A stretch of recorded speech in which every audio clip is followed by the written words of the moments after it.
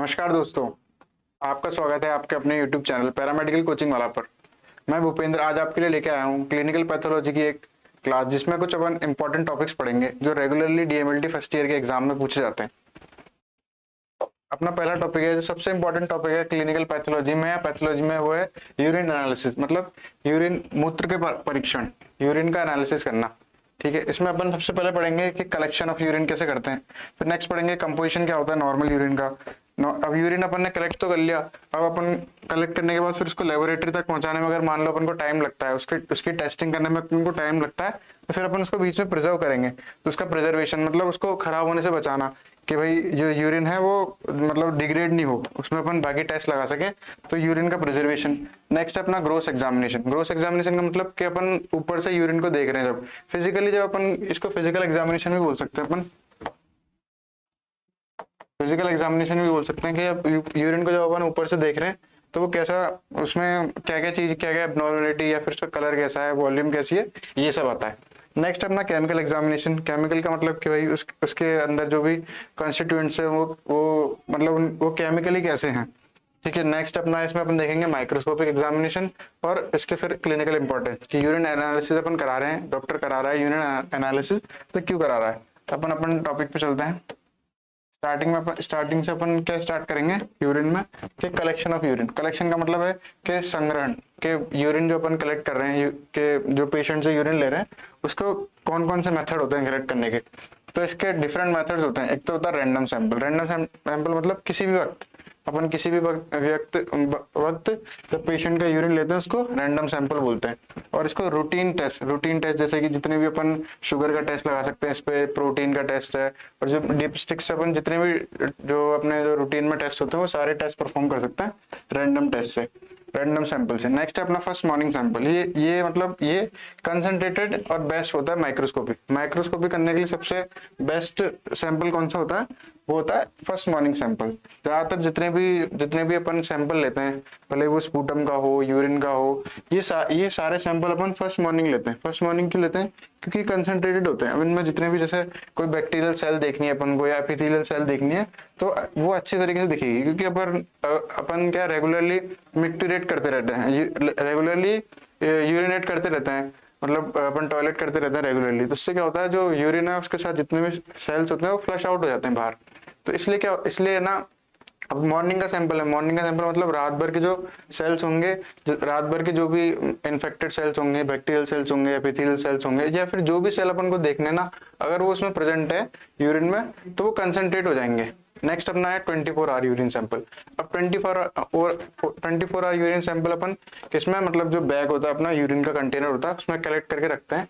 और इसको क्वांटिटेटिव मतलब कि जो क्वांटिटी क्या है, किसकी क्वांटिटी, कोई भी, मतलब इसको क्वांटिटेटिव टेस्ट के लिए कोई भी अपन को जैसे प्रोटीन का क्वांटिटी देखनी है या फिर क्रिएटिनिन की, कि इन दोनों की, या फिर और भी काफी सारे जो कंस्टिट्यूएंट्स होते हैं उनकी क्वांटिटी देखने के लिए, तो ये क्वांटिटेटिव होता है। क्वांटिटी मतलब कि उसकी क्वांटिटी बताता है। जैसे प्रोटीन की क्वांटिटी देखने के लिए अपन 24 आवर यूरिन सैंपल लेंगे, या फिर क्रिएटिनिन की देखने के लिए।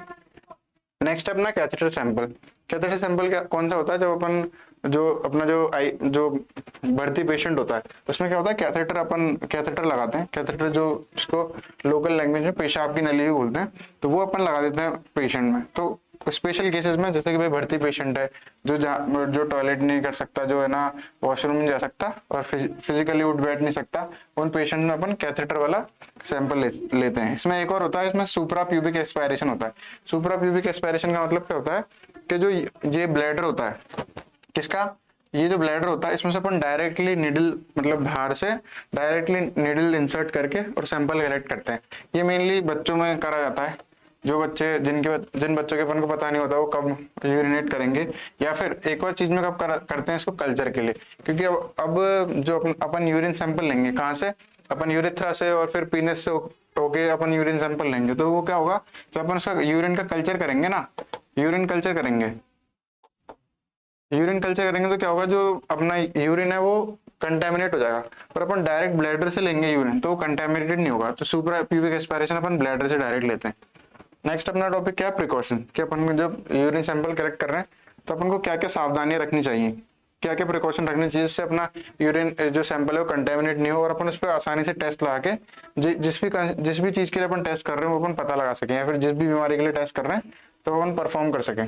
सबसे पहले इसमें क्या है यूज करेंगे, इसमें एक पॉइंट सबसे पहला पॉइंट क्या है कि अपन को क्लीन स्टेराइल कंटेनर लेना है। अब यूरिन के लिए अपन कौन सा, जो वाइड माउथ का जो कंटेनर होता है जिसमें ऐसे करके ढक्कन होता है, ऐसे करके कैप होती है, इसको क्या बोलते हैं, अगर ये पैकेट में है, मतलब ये अगर उसमें है, किसमें, इसके जो प्री स्टेरलाइज्ड पैकेट में है तो इसको अपन प्री स्टेरलाइज्ड यूरिन कंटेनर बोलेंगे।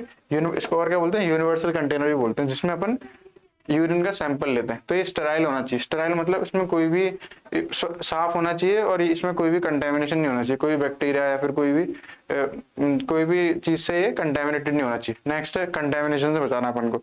ऐसे नहीं अपन ने ना यूरिन किसी और चीज में कलेक्ट करके फिर अपन अपने कंटेनर में डाल रहे हैं, तो उससे क्या होगा, यूरिन का कंटेमिनेशन हो जाएगा। नेक्स्ट क्या है, जो अपना यूरिन है उसको अपन को लैब में भेज देना 1 से 2 घंटे के अंदर, 1 to 2 आवर्स के अंदर अपन को जो यूरिन है उसको लैब में भेज देना है। उससे इसमें क्यों है, क्योंकि अगर अपन उसको ज्यादा देर तक रखेंगे तो यूरिन में ना बैक्टीरियल ग्रोथ हो सकती है और जो भी कंस्टिट्यूएंट अपन देख रहे हैं वो उसमें ब्रेक डाउन हो सकते हैं। जैसे मान लो प्रोटीन देखना है या फिर क्रिएटिनिन देखना है तो वो ब्रेक डाउन हो सकता है। शुगर देखनी है अपन को यूरिन में तो वो यूटिलाइज हो सकती है और बैक्टीरिया की ग्रोथ हो सकती है यूरिन में। यूरिन बहुत अच्छा मीडियम होता है बैक्टीरियल ग्रोथ के लिए। तो अगर अपन उसको बिना रेफ्रिजरेशन के 1 से 2 घंटे ज्यादा रखेंगे तो कंटेमिनेशन हो सकता है, इसलिए अपन को 1 से 2 घंटे के अंदर उसको लैब में भेजना होता है। नेक्स्ट है कंपोजिशन। यूरिन का कंपोजिशन क्या होता है, यूरिन 95% तो किससे बना होता है, वाटर से, और जो 5% इसमें सॉलिड्स होते हैं। ठीक है, इसमें कौन कौन से आते हैं, इसमें 2 टाइप के सॉलिड्स होते हैं, आयनिक और ऑर्गेनिक और आयनिक। जो आयनिक वाले होते हैं वो तो इलेक्ट्रोलाइट होते हैं, जैसे कि कौन से, सोडियम, पोटेशियम, क्लोराइड, फॉस्फेट। ये जितने भी जो आयन्स होते हैं ये आयनिक कंस्टिट्यूएंट्स होते हैं इसके। और जो नॉन आयनिक होते हैं या फिर ऑर्गेनिक बोल सकते हैं, उसमें आता है यूरिया, क्रिएटिनिन, यूरिक एसिड। ये सारे इसके जो नॉर्मल कंडीशन में है, नॉर्मल जो पर्सन है ना उनके सबके यूरिन में इलेक्ट्रोलाइट्स भी मिलेंगे अपन को, यूरिया भी मिलेगा, क्रिएटिनिन भी मिलेंगे और यूरिक एसिड भी मिलेंगे। पर कुछ एक नॉर्मल रेंज में, जैसे यूरिया की नॉर्मल रेंज कितनी होती है, यूरिया की नॉर्मल रेंज और क्रिएटिनिन की नॉर्मल रेंज कितनी होती है, तो ये इनकी नॉर्मल रेंज के हिसाब से मिलेंगे अपन को कि भाई ये जो यूरिया और जो इलेक्ट्रोलाइट है इनकी नॉर्मल रेंज में मिलेंगे अपन को, एक्स्ट्रा नहीं मिलेंगे। नेक्स्ट है अपना कलर। कलर क्या होता है, नॉर्मल यूरिन का जो कलर होता है वो लाइट येलो होता है। किसकी वजह से होता है, यूरोक्रोम।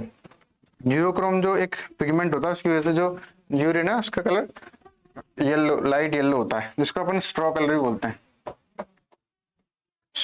बोलते हैं, ठीक है। उसके बाद नेक्स्ट है अपना प्रिजर्वेशन ऑफ यूरिन।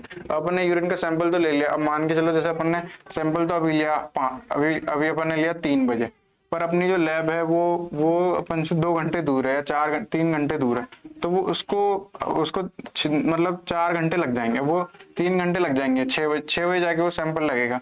उस बीच में क्या है, उसमें कंटेमिनेशन हो सकता है, जो भी अपन देखना चाह रहे हैं वो मतलब वो डिटोरिएट हो सकता है, वो खत्म हो सकता है। जैसे प्रोटीन या फिर क्रिएटिनिन देखना है तो ये अपना डिटोरिएट हो सकते हैं, तो इसलिए अपन उनको प्रिजर्व करते हैं। प्रिजर्व करना मतलब उसको संरक्षण करते हैं, उसको बचा के रखते हैं यूरिन को। इस तरीके से बताते हैं कि शॉर्ट टर्म मेथड होता है, एक लॉन्ग टर्म। शॉर्ट टर्म का मतलब कि अगर मान लो 1-2 घंटे की दूरी है, 1-2 घंटे का ही फर्क है, तो अपन शॉर्ट टर्म। और ये सबसे कॉमनली यूज होता है रेफ्रिजरेशन, मतलब अपन उसको फ्रिज में रख देते हैं 4 डिग्री सेल्सियस पे। रेफ्रिजरेशन से उससे क्या है, सारी जितनी भी मेटाबॉलिज्म, जितनी भी इसमें प्रोसेस होती है, जैसे बैक्टीरियल ग्रोथ और ये सब रुक जाती है। नेक्स्ट अपना लॉन्ग टर्म, मतलब लंबे टाइम के लिए अपन उसको यूरिन को किस तरीके से प्रिजर्व करते हैं, किस तरीके से उसको संरक्षण करते हैं उसका, तो वो किससे करते हैं, उसमें कुछ प्रिजर्वेटिव डाल के, जो कि संरक्षण बोलते हैं जिनको, जो उसके अंदर जो भी जैसे बैक्टीरिया की ग्रोथ नहीं होने देगा और जो मतलब फिक्स कर देगा सेल्स को नहीं बनने देगा। तो उसमें क्या है अपना टोलिन, फॉर्मलिन और थायमोल। जैसे फॉर्मलिन तो हिस्टोपैथो में मतलब मेन फिक्सेटिव होता है फॉर्मलिन, 10% फॉर्मलिन। तो अब इसमें कैसे अपन ऐसे मान के चलो, जैसे एपिथेलियल सेल है, तो ये अगर 2 घंटे बाद टेस्ट लगेगा तो ये मर जाएगी। तो जब अपन इसका टेस्ट करेंगे तो फॉल्स नेगेटिव आएगा, और उसमें एपिथेलियल सेल तो प्रेजेंट है उसके यूरिन में। तो इसलिए इसमें अपन ये सारे प्रिजर्वेटिव डालेंगे। कौन कौन से, टोलिन, फॉर्मलिन और थायमोल। नेक्स्ट अपना 24 hour urine sample. 24 hour urine के लिए अपन क्या डालेंगे, HCl।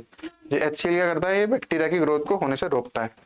अब अपन अपने नेक्स्ट टॉपिक पे चलेंगे, वो क्या है, ग्रॉस एग्जामिनेशन। ग्रॉस एग्जामिनेशन का मैंने आपको मतलब बताया कि भाई ऊपर से देखने पर, फिजिकली देखने पर जो यूरिन में उसमें क्या क्या अपन को दिख रहा है, उसके एग्जामिनेशन में अपन को क्या क्या पता लग रहा है।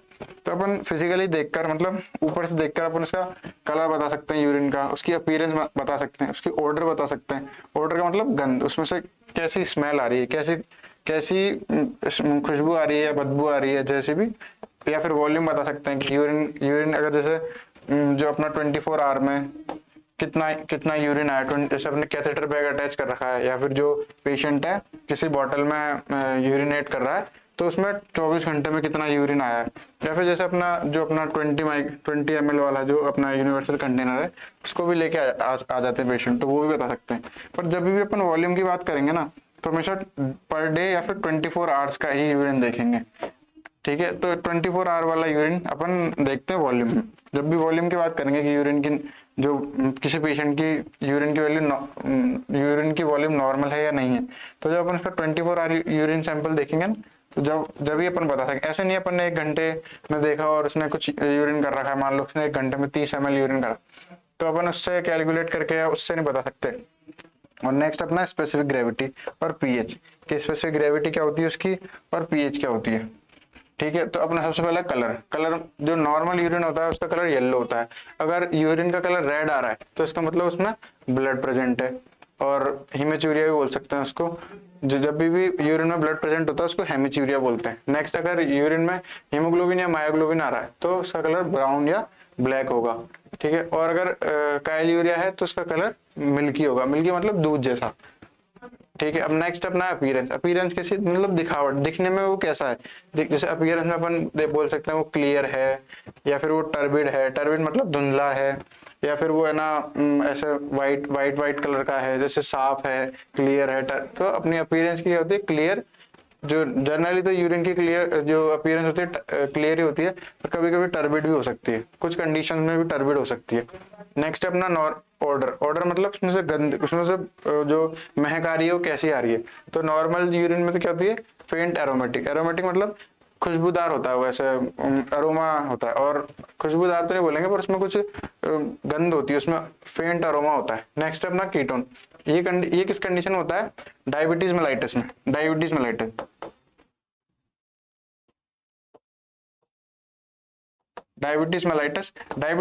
में कब, जब सीवियर डायबिटीज हो रही है। डायबिटीज में होता क्या है बेसिकली, कि जो डायबिटीज में इंसुलिन की कमी हो जाती है, तो उसकी वजह से ना बॉडी के पास कार्बोहाइड्रेट्स तो होते हैं, उसके पास शुगर तो होती है, पर वो उसको यूटिलाइज नहीं कर पाती, क्योंकि इंसुलिन क्या करता है, इंसुलिन ट्रांसपोर्टर होता है। जैसे ऐसे मान के चलो अपनी सेल है। डायबिटीज में होता क्या है बेसिकली, कि अपने पास जो कार्बोहाइड्रेट तो है, मैं सी से बता रहा हूँ, पर सी से अपन कार्बोहाइड्रेट को बता रहे हैं, पर यहाँ पे क्या होता है, इंसुलिन की डेफिशिएंसी हो जाती है जो डायबिटीज मेलाइटिस होता है। तो इंसुलिन क्या करता है, इस कार्बोहाइड्रेट को सेल के अंदर ले जाता है।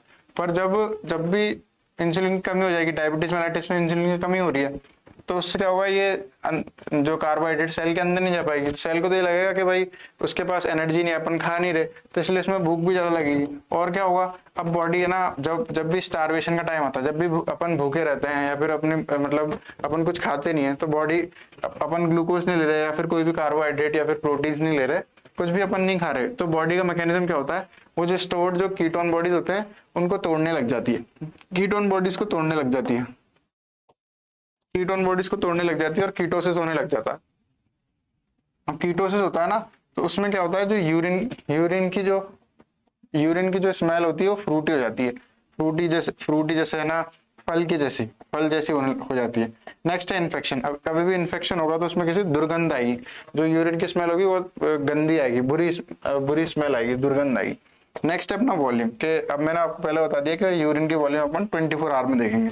तो नॉर्मल एक इंसान है, उसमें 24 घंटे में वो 800 से लेके 2000 ml पर डे यूरिन मिक्टिरेट करता है या फिर यूरिनेट करता है। इतना यूरिन उसकी किडनीज प्रोड्यूस करती है, कितना, 800 से लेकर 2000 ml। अब इसमें 3 कंडीशन होती है। कौन कौन सी कंडीशन होती है, एक तो होती है इसमें पॉलीयूरिया मतलब जब वो 2000 से भी ज्यादा यूरिन, 2000 ml या फिर 2 लीटर, 2000 ml को अपन 2 लीटर बोल सकते हैं, तो वो 2 लीटर से भी ज्यादा पर डे यूरिन प्रोड्यूस कर रहा है, यूरिन मिक्टिरेट कर रहा है एक्सक्रीट कर रहा है, तो इसका मतलब क्या है, उसको पॉलीयूरिया होगा। ये मेनली डायबिटीज वाली कंडीशन में होते हैं, डायबिटीज इंसिपिडस में, डायबिटीज मेलाइटस में होता है। पॉलीयूरिया क्या होता है, जब अब उसका जो नॉर्मल यूरिन है वो 400 ml से भी कम यूरिनेट कर रहा है या फिर एक्सक्रीट कर रहा है, कितना, 400 ml से कम, तो उसको बोलते हैं अपन ऑलीयूरिया। और एनीयूरिया क्या होता है, जब 100 ml मतलब 100 ml से भी कम पर डे, एक दिन में 100 ml से भी कम यूरिन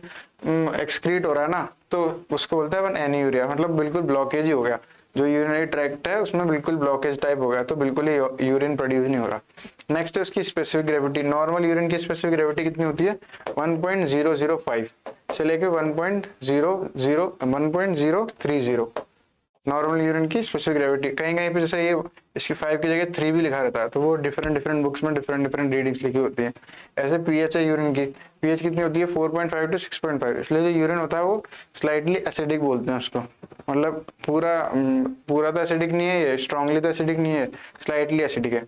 नेक्स्ट स्टेप, अब ये सबसे इंपॉर्टेंट होता है प्रैक्टिकल एग्जाम्स के लिए, बहुत इंपॉर्टेंट है केमिकल एग्जामिनेशन ऑफ यूरिन।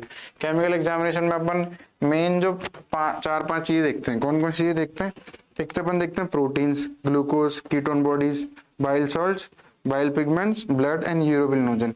ये सारी चीजें देखते हैं अपन केमिकल एग्जामिनेशन। मतलब इनके देखने का मतलब क्या है कि यूरिन में नॉर्मली तो ये सारी चीजें एक्सक्रीट नहीं होती, ठीक है ना, होती है तो बिल्कुल नेग्लिजिबल अमाउंट में ये सारी चीजें एक्सक्रीट होती हैं, जो प्रोटीन है, ग्लूकोज है, कीटोन बॉडीज है।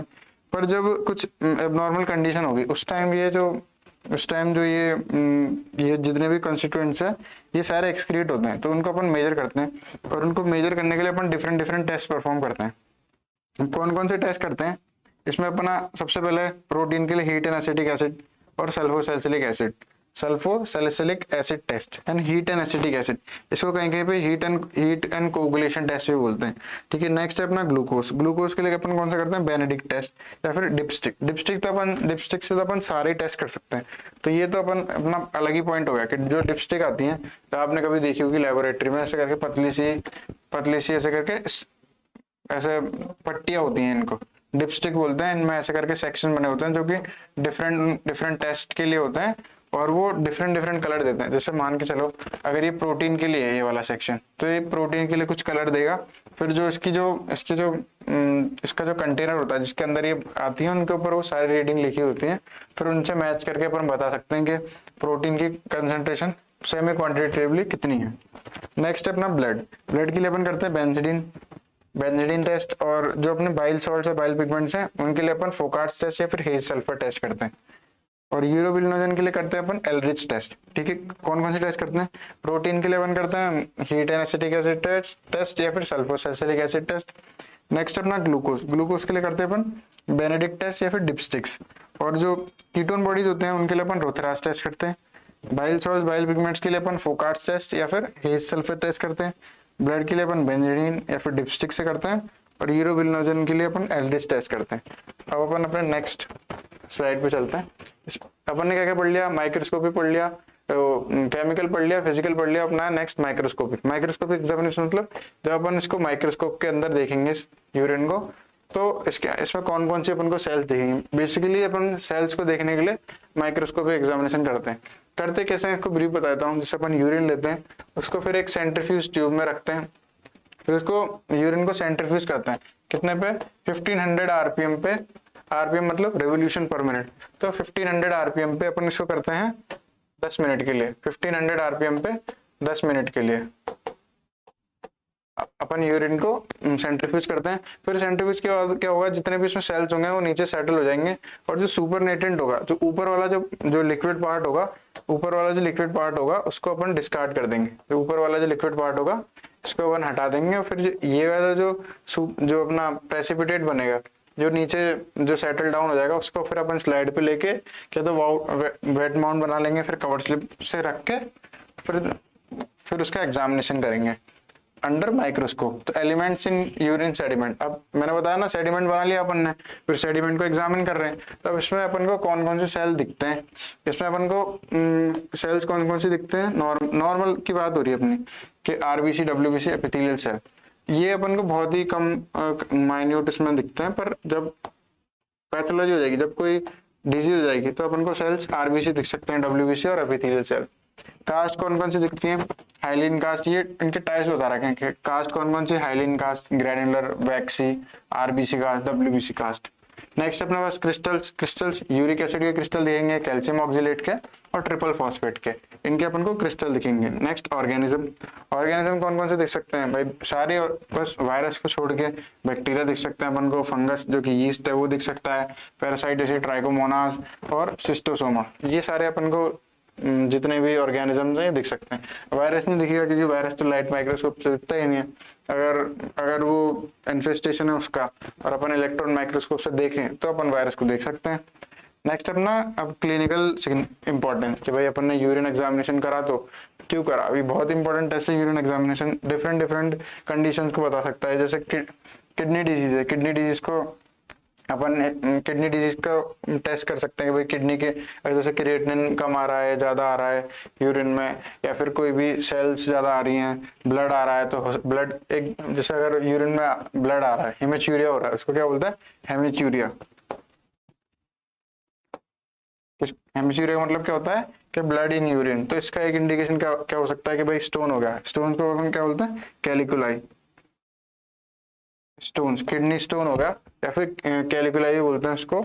उससे की वजह से क्या हो रहा है, स्टोन की वजह से क्या हो रहा है, स्टोन जो सेल्स हैं उनको डैमेज कर रहा है। अब वो डैमेज करने की वजह से ट्रॉमा हो रहा है वहां पे, और जो मतलब वहां पे इंजरी होने की वजह से जो आरबीसीज हैं वो यूरिन में आ रही हैं। यूटीआई, यूटीआई अपन बता सकते हैं, यूटीआई में जैसे भाई बैक्टीरिया दिखेगा अपन को, यूटीआई मतलब यूरिनरी ट्रैक्ट इन्फेक्शन। उसके बाद है डायबिटीज, डायबिटीज में जैसे डायबिटीज में क्या होगा, अपन जब यूरिन एग्जामिनेशन करेंगे तो डायबिटीज के अंदर अपन को क्या दिखेगा, ग्लूकोज दिखेगा बढ़ा हुआ। जो अपन शुगर का टेस्ट लगाएंगे यूरिन के ऊपर तो उसमें ग्लूकोज दिखेगा। लिवर डिजीज के बारे में बता सकते हैं अपन, और हीमोलाइटिक डिजीज, हीमोलाइटिक डिजीज मैंने बताया ना, हीमोलाइटिक डिजीज में जो हीमोग्लोबिन है या फिर और जो आरबीसी है वो भी दिख सकते हैं, नहीं तो बेसिकली हीमोग्लोबिन बढ़ा हुआ दिखेगा। नेक्स्ट अपन अपने नेक्स्ट टॉपिक पे चलते हैं। नेक्स्ट अपना जब हमने यूरिन एग्जामिनेशन तो पढ़ लिया, उसके बाद एक और सबसे इंपॉर्टेंट एग्जामिनेशन कौन सा होता है, सीएसएफ एग्जामिनेशन। सीएसएफ की फुल फॉर्म क्या होती है, सीएसएफ की फुल फॉर्म होती है सेरेब्रोस्पाइनल फ्लूइड, ठीक है ना। तो इसका एग्जामिनेशन मतलब जो सीएसएफ क्या करता है, सीएसएफ जो अपनी स्पाइनल कॉर्ड में ट्रेवल करता है, ठीक है, इस तरीके से, और जो अपना जो स्कल है उसके अराउंड जो लेयर्स होती हैं उनको क्या बोलते हैं, मेनिंजेस। उसके अराउंड जो लेयर्स होती हैं उनमें फिल्ड रहता है, उनमें भरा हुआ रहता है ये, और जो अपनी स्पाइनल कॉर्ड है उसमें भरा हुआ रहता है। तो यहाँ से ये पूरे उसमें न्यूट्रिएंट प्रोवाइड करता है अपने ब्रेन को। सीएसएफ का ये काम होता है। फुल फॉर्म क्या होती है इसकी, सेरेब्रो स्पाइनल फ्लूइड। प्रेजेंट किसमें होता है, मेनिंजेस में। अब जैसे मेनिंजेस में प्रेजेंट है, मेनिंजेस क्या है, ये ब्रेन के बाहर वाली जो लेयर है उनको अपन मेनिंजेस बोल रहे हैं। तो अपन यहाँ से एक और कॉन्सेप्ट क्या समझ सकते हैं कि मेनिंजेस में ये भरा हुआ है, तो इस मेनिंजेस में अगर कोई भी इन्फेक्शन होगा, तो जैसे मान लो मेनिंजेस का इन्फेक्शन होगा, इसको बोलते हैं अपन मेनिंजाइटिस, बैक्टीरिया इन्फेक्शन हुआ, तो वो बैक्टीरिया या फिर उसके एंटीजन या एंटीबॉडी अपन को सीएसएफ में मिल सकते हैं। तो इसलिए अपन सीएसएफ का एग्जामिनेशन कर रहे हैं। या फिर सीएसएफ क्या कर रहा है, न्यूट्रिएंट प्रोवाइड कर रहा है, शुगर ग्लूकोज प्रोवाइड कर रहा है ब्रेन को। तो अगर ब्रेन में सीएसएफ में अपन को ग्लूकोज सही मात्रा में नहीं मिले, इसको अपन जो फ्रक्टोज होता है, फ्रक्टोज अगर अपन को सही मात्रा में नहीं मिले, ग्लूकोज सही मात्रा में नहीं मिले, तो इसका मतलब क्या है, कुछ ना कुछ दिक्कत है, कुछ ना कुछ एब्जॉर्प्शन में, या फिर कुछ ना कोई पैथोलॉजी हो रही है। तो अपन सबसे पहले क्या, कलेक्शन, जैसे अपन ने यूरिन के लिए पढ़ा कि सीएसएफ को अपन कलेक्ट कैसे करते हैं। साइड कौन सी होती है इसकी, लंबर पंचर करते हैं L3 या L4 के बीच में, जो अपनी जो वर्टिब्रे होती है L1 L2 L3 L4 L5 L6, तो ये L3 और L4 के बीच में, और L4 और L5 के बीच में किससे करते हैं अपन, जो अपनी सीएसएफ की जो नीडल होती है उसको अपन L3 और L4 जो स्पाइन होते हैं अपने, ऐसे करके रहते हैं, ये जो अपनी वर्टिब्रे होती है उसमें ऐसे करके स्पाइन रहते हैं। तो L3 और L4 के बीच में अपन अपने नीडल डाल के लंबर पंचर करेंगे, उसको बोलते हैं लंबर पंचर। और सीएसएफ को वहां से वो करेंगे, एस्पायरेट करेंगे, सीएसएफ को वहां से निकालेंगे। नेक्स्ट अपना रेयर साइट, और कौन सी साइट यूज कर सकते हैं अपन, सिस्टर्नल पंचर या फिर ventricular puncture. Cisternal puncture, ventricular puncture जो अपने वेंट्रिक्स होते हैं, जो ब्रेन के वेंट्रिकल्स होते हैं ब्रेन के, वहां से अपन कलेक्ट करते हैं। नेक्स्ट अपना प्रिकॉशन अपन को जितने भी कलेक्शन कर रहे हैं जो अपन, उनमें सब में प्रिकॉशन रखना पड़ता है। क्या स्टेराइल टेक्निक होनी चाहिए, जैसे अपन मान के चलो L1 और L3 से कर रहे हैं, तो अपन को पहले उसको जो भी अपना जो भी अपना एंटीसेप्टिक है अपने पास, जैसे आइसोप्रोपाइल अल्कोहल है या फिर जो प्रोवाइडिन है, उससे अपन उस एरिया को पहले क्लीन करेंगे। फिर जो अपनी नीडल है वो भी स्टेराइल होनी चाहिए, इन्फेक्टेड नहीं होनी चाहिए। और जो भी अपन चीजें यूज करेंगे ना तो वो सारी स्टेराइल होनी चाहिए, उनमें कोई भी इन्फेक्शन नहीं होना चाहिए अपन को। नेक्स्ट अपन 3 ट्यूब में, जो अपनी 3 स्टेराइल ट्यूब में अपन सैंपल कलेक्ट करते हैं। ट्यूब 1 में तो अपन बायोकेमिस्ट्री के लिए करते हैं, बायोकेमिस्ट्री में जिसमें अपन जितने भी इसके अंदर बायोकेमिकल्स हैं उनको टेस्ट करेंगे। ट्यूब 2 में अपन माइक्रोबायोलॉजी के लिए करते हैं। माइक्रोबायोलॉजी में अगर कोई कल्चर करना है तो कल्चर सीएसएफ का कल्चर कर लेंगे। कल्चर करने के लिए या फिर कोई भी जो माइक्रो ऑर्गेनिज्म जैसे एएफबी स्टेन करनी है, जैसे किसी को ट्यूबरकुलर मेनिंजाइटिस है। ट्यूबरकुलर मेनिंजाइटिस मतलब क्या होता है? ट्यूबरकुलर मेनिंजाइटिस, ट्यूबरकुलर मेनिंजाइटिस मतलब क्या होता है? जो वो मेनिंजाइटिस जो टीबी के थ्रू हुआ है, जो कि माइकोबैक्टीरियम ट्यूबरकुलोसिस के थ्रू हुआ है, उस टाइप की टीबी को अपन क्या बोलते हैं? Tubercular meningitis. तो अपन एएफबी कर सकते हैं टीबी को देखने के लिए, या फिर अपन ग्राम्स कर सकते हैं सीएसएफ पे कि भाई कोई जैसे नेजेरिया मेनिंजाइटिस है, नेजेरिया मेनिंजाइटिस जो बैक्टीरिया होता है जो क्या करता है? मेनिंजाइटिस करता है। तो वो उसके लिए भी अपन सीएसएफ में ये जो ग्राम स्टेन कर सकते हैं, ग्राम स्टेन परफॉर्म कर सकते हैं। नेक्स्ट अपना ट्यूब थर्ड किसके लिए होता है? साइटोलॉजी। साइटोलॉजी का मतलब क्या है? जो सीएसएफ के अंदर जो सेल्स हैं उनका आइडेंटिफिकेशन करना, उनको देखना। जैसे उसके अंदर एपिथेलियल सेल हैं या फिर डब्ल्यूबीसी हैं या फिर जो भी एक्स्ट्रा, मान लो ब्लड है। नॉर्मली सीएसएफ में ब्लड प्रेजेंट नहीं होता, मतलब ब्लड मतलब आरबीसी प्रेजेंट नहीं होती। नॉर्मली सीएसएफ में आरबीसी प्रेजेंट नहीं होती, पर अगर कुछ कंडीशन है, मान लो हैमरेज हो गया, हैमरेज का मतलब कि ब्लड लॉस हो गया, तो उसकी वजह से क्या है, या फिर ब्रेन में कोई ट्रॉमा हुआ तो उसकी वजह से क्या है, सीएसएफ के अंदर ब्लड आने लग जाएगा, सीएसएफ के अंदर आरबीसी आने लग जाएंगी। तो उसकी साइटोलॉजी देखने के लिए भी, सीएसएफ के अंदर जो सेल्स हैं उनको देखने के लिए भी कर सकते हैं। नेक्स्ट अपना normal composition of CSF. CSF का नॉर्मल कंपोजिशन मतलब सीएसएफ नॉर्मली कैसा दिखता है या फिर किन किन चीजों से बना होता है। तो इसमें सबसे पहला है सीएसएफ का कलर। सीएसएफ का कलर क्या होता है? सीएसएफ क्लियर होता है, वाटर लाइक, इसका कोई कलर नहीं होता, कलरलेस होता है, क्लियर होता है और वाटर लाइक होता है, पानी के जैसा होता है, पानी के जैसा साफ होता है। प्रेशर कैसा होता है? मतलब जैसे ही उसके अंदर प्रेशर है, क्योंकि फ्लो हो रहा है उसके अंदर, पूरा एक सिस्टम बना हुआ है जो अपने वेंट्रिकल्स हैं ब्रेन के, या फिर जो उसको प्रेशर से अपन फ्लो करा रहे हैं अपनी स्पाइनल कॉर्ड में।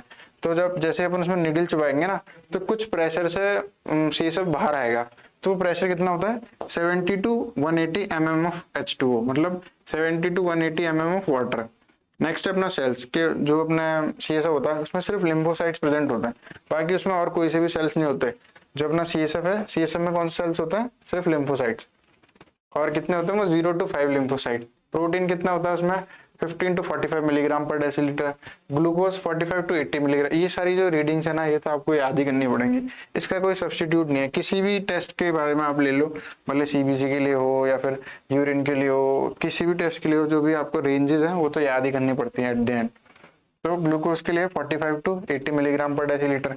और क्लोराइड से होते हैं वो होते हैं 118 to 132 milliequivalent per litre. कभी भी देखना जो आयंस होते हैं उनको अपन मिली इक्विवेलेंट पर लीटर में, तो ये यहाँ पे याद रखने वाली बात है रीडिंग। इसको अपन मिलीग्राम पर डेसीलीटर में लेंगे, इसको अपन मिली इक्विवेलेंट पर लीटर में लेंगे। इक्विवेलेंट, मिली इक्विवेलेंट,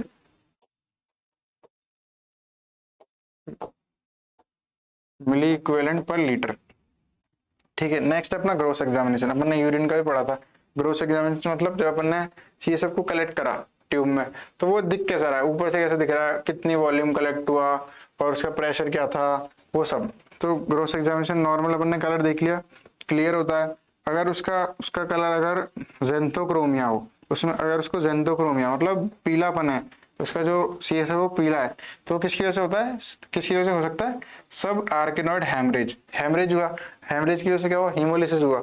हीमोलिसिस की वजह से जो भी अपना जो हीम पार्ट है वो बिलीरुबिन में कन्वर्ट होगा। अब बिलीरुबिन में कन्वर्ट होगा तो बिलीरुबिन किस कलर का होता है? वो होता है येलो कलर का। तो सब आर्किनॉइड हैमरेज है, ब्रेन का जो हैमरेज होता है जो सब आर्किनॉइड वाले पार्ट में, उसकी वजह से जेंथोक्रोमिया होगा, येलो कलर का दिखेगा। टर्बिड दिखेगा, टर्बिड मतलब मटमैला या फिर धुंधला दिखेगा यूरिन। तो कब दिखेगा? इन्फेक्शन। कोई भी चीज यूरिन है या फिर सीएसएफ है, वो टर्बिड जब दिखेंगे जब उनमें इन्फेक्शन होगा। नेक्स्ट है अपना ब्लडी। ब्लडी वही हेमरेज, ट्रॉमा हो गया या फिर हेमरेज हो गया। ट्रॉमा मतलब चोट लगी किसी को, या फिर सर में चोट लगने की वजह से ब्रेन हेमरेज हो गया, ब्लड बाहर आ गया। ब्रेन हेमरेज का मतलब क्या है, अपन यहाँ पे थोड़ा सा समझ लेते हैं। हेमरेज का मतलब क्या होता है, जैसे अपनी ये ब्लड वेसल है, नॉर्मली अपने हर एक जगह, हर पूरे बॉडी में पूरे उसको कैपिलरी ब्लड सप्लाई कर रही है, वेन सप्लाई कर रही है। तो किसी भी कारण की वजह से, क्या तो लगने की, ट्रॉमा होने की वजह से, लगने की वजह से, कटने की वजह से, इस वेन में से अगर ब्लड बाहर आता है ना, तो इस कंडीशन को बोलते हैं अपन हेमरेज। तो ट्रोमेटिक टैप मतलब कोई नल जैसे, इसको समझ सकते हैं, कोई नल जैसे खुल गया। तो जो अपना ब्रेन या फिर मेनिंजेस वाला पार्ट है, या फिर वहां पे कोई वेन या फिर जो अपनी आर्टरी है उसमें इंजरी होने की वजह से टैप खुल गया, नल जैसे खुल गया, या फिर हेमरेज हो गया, मतलब ब्लड बाहर आने लग गया। नेक्स्ट अपना प्रेशर। प्रेशर कब कब इंक्रीज होगा और डिक्रीज होगा। नॉर्मल प्रेशर कितना था अपना 70 to 180 mm of H2O। Increase का होगा मेनिंजाइटिस में, ब्रेन ट्यूमर में और सेरेब्रल इडेमा। इडेमा मतलब सूजन आना।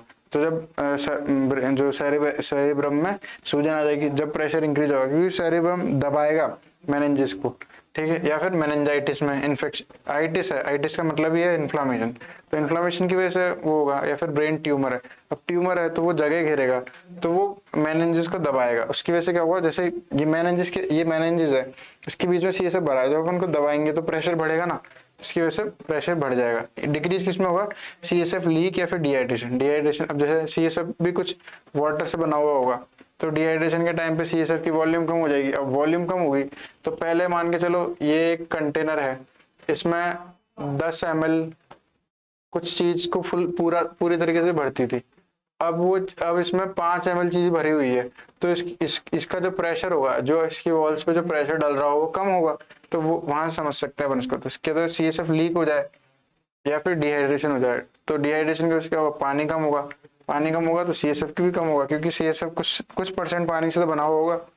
नेक्स्ट अपना माइक्रोस्कोपिक एग्जामिनेशन। अपन ने कौन कौन से एग्जामिनेशन देख लिए, ग्रोथ देख लिया अपन ने, केमिकल देख लिया, अब ग्रोथ देख लिया अपन ने, अभी तो अपन ने ग्रोथ ही देखा है, बाकी और नॉर्मल जो चीज थी वो डिस्कस कर लिया अपन ने।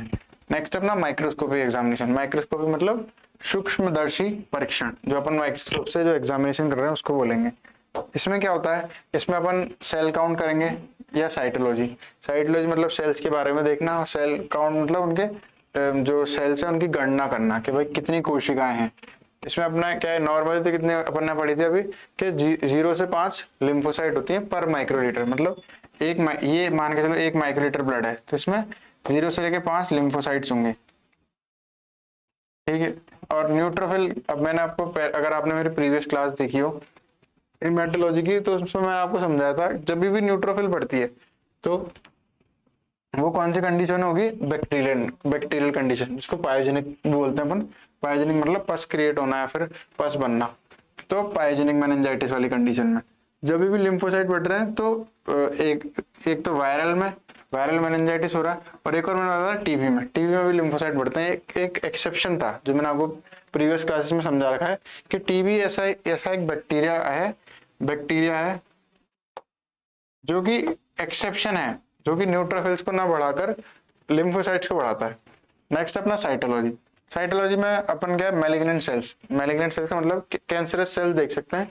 सीनस का कोई ट्यूमर हो गया, सीनस लिम्फोमा हो गया, जो सीनस के अंदर जो लिम्फोसाइट्स हैं उसका कोई ट्यूमर हो गया, तो अपन ब्लड में थोड़ी ब्लड वाले जो लिम्फोसाइट है उसको देख के थोड़ी बता सकते हैं कि भाई अपना जो CNS है, जो अपना मतलब जो अपना जो सेंट्रल नर्वस सिस्टम है, इसके सेल्स कोई तो देख के अपन बता सकते हैं कि अपने सेंट्रल नर्वस सिस्टम में ट्यूमर हुआ है या फिर लिम्फोमा हुआ है। तो इसके लिए अपन क्या करेंगे, CSF की साइटोलॉजी कराएंगे, तो मैलिग्नेंट सेल्स दिखेंगे अपन को। मैलिग्नेंट सेल्स का मतलब है कैंसरस सेल्स, कैंसर वाली सेल। नेक्स्ट अपना बायोकेमिकल एग्जामिनेशन। बायोकेमिकल एग्जामिनेशन में अपन क्या पढ़ रहे हैं कि भाई अब उसके अंदर कौन कौन से बायोकेमिकल्स हैं। बायोकेमिकल कौन कौन से होते हैं अपने, जैसे प्रोटीन, कार्बोहाइड्रेट्स, लिपिड्स, ये सारे अपने बायोकेमिकल्स होते हैं। तो इसमें कौन कौन से, सबसे पहले क्या होता है, प्रोटीन अपन ने नॉर्मल रेंज देख ली थी अभी। इसमें इंक्रीज कब होता है प्रोटीन, मेनिंजाइटिस में, ट्यूमर में और मल्टीपल स्क्लेरोसिस में। और डिक्रीज कब होता है, CSF लीक में। जब भी CSF लीक होगा तो प्रोटीन डिक्रीज होंगे। ग्लूकोज लो कब होता है, पायोजेनिक एंड ट्यूबरकुलर मेनिंजाइटिस में। नॉर्मल होता है वायरल मेनिंजाइटिस में। मतलब नॉर्मल ग्लूकोज तो कब होता है, नॉर्मल इन वायरल मेनिंजाइटिस, लो कब होता है, पायोजेनिक एंड ट्यूबरकुलर मेनिंजाइटिस में। नेक्स्ट अपना क्लोराइड, क्लोराइड कब डिक्रीज होता है, लो इन टीबी ट्यूबरकुलर मेनिंजाइटिस में, टीबी वाले मेनिंजाइटिस में क्लोराइड भी कम होंगे। और कौन कम होगा, अपना ग्लूकोज भी कम होगा, और अपने जो जो प्रोटीन है वो नॉर्मल मेनिंजाइटिस में, जो कि टीबी से या फिर किसी से भी हो सकता है, उसमें इंक्रीज होंगे। नेक्स्ट अपना माइक्रोबायोलॉजिकल एग्जामिनेशन, ठीक है, माइक्रोस्कोपिक एग्जामिनेशन लगता है और माइक्रोबायोलॉजिकल एग्जामिनेशन लगता है, जिसमें अपन माइक्रोबायोलॉजी लैब में जितने भी बैक्टीरिया हैं उनके लिए डिफरेंट स्टेन्स करके देखेंगे, या फिर कल्चर भी कर सकते हैं। तो अपन ग्राम स्टेन करेंगे बैक्टीरियल मेनिंजाइटिस के लिए, जेड स्टेन, इसी को एसिड फाज स्टेन बोलते हैं, ये करेंगे अपन ट्यूबरकुलर मेनिंजाइटिस के लिए, टीबी के लिए। इंडियन इंक अपन किसके लिए करते हैं, क्रिप्टोकोकस, क्रिप्टोकोकस क्या एक टाइप की फंगस है।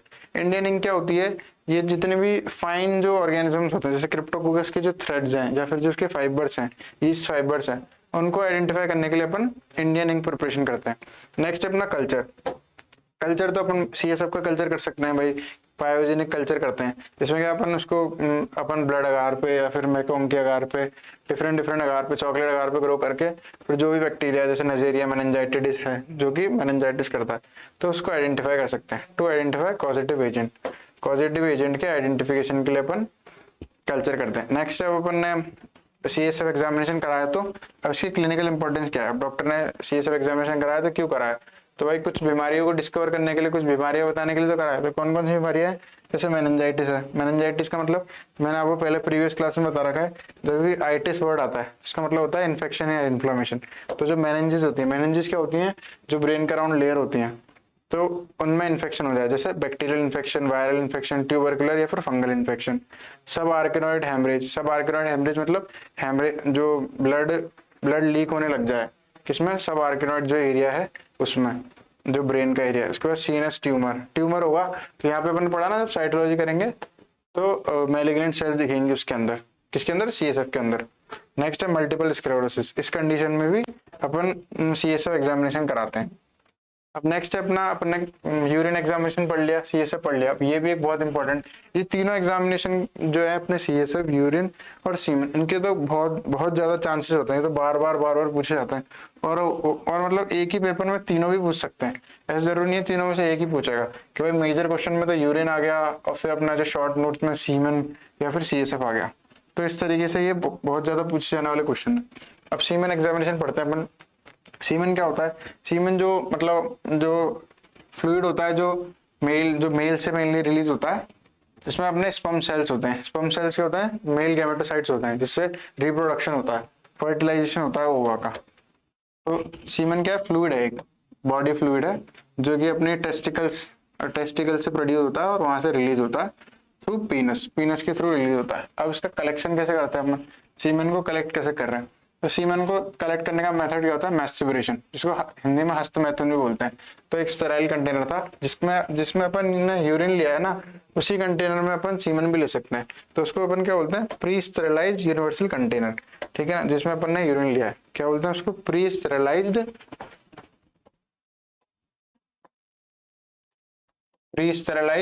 यूनिवर्सल कंटेनर,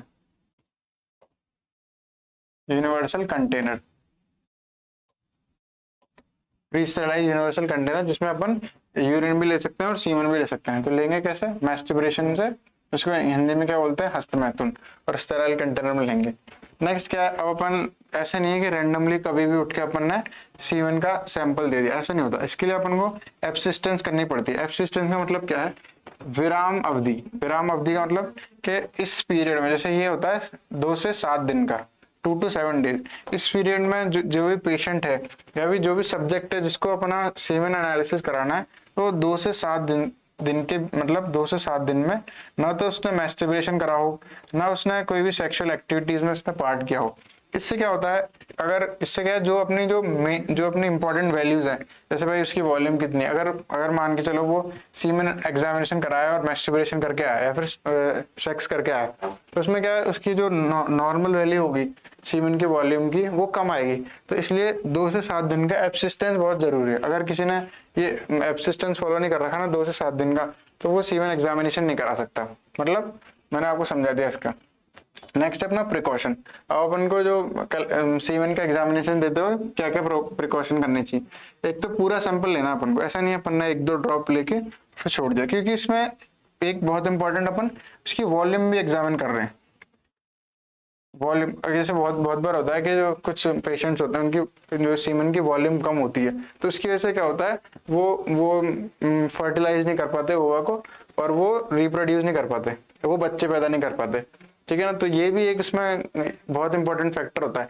इसलिए पूरी एंटायर सैंपल पूरा सैंपल लेना अपन को। ऐसे नहीं कि अपन ने उसको थोड़ा बहुत लिया तो या फिर 1-2 ड्रॉप लेके छोड़ दिया।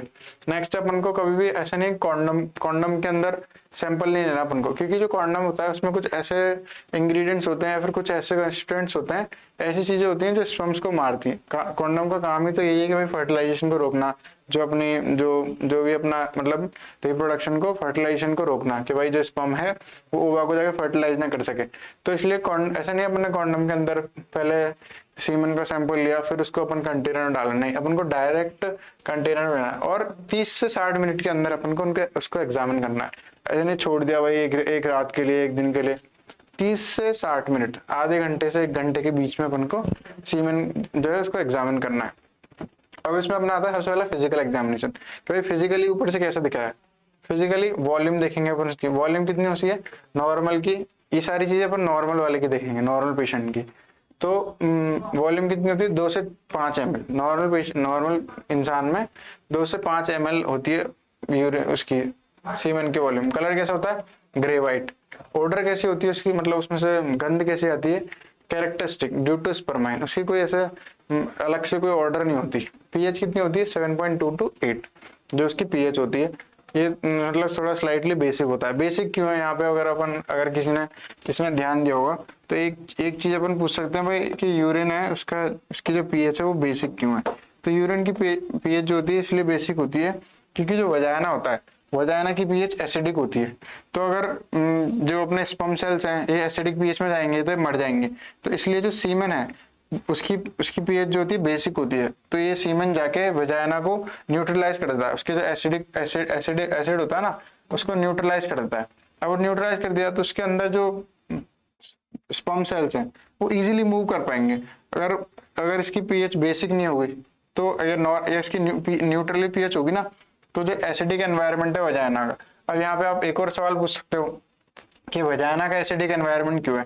क्योंकि वजाइना का एसिडिक एनवायरनमेंट इसलिए है ताकि बैक्टीरियल इन्फेक्शन को प्रिवेंट कर सके।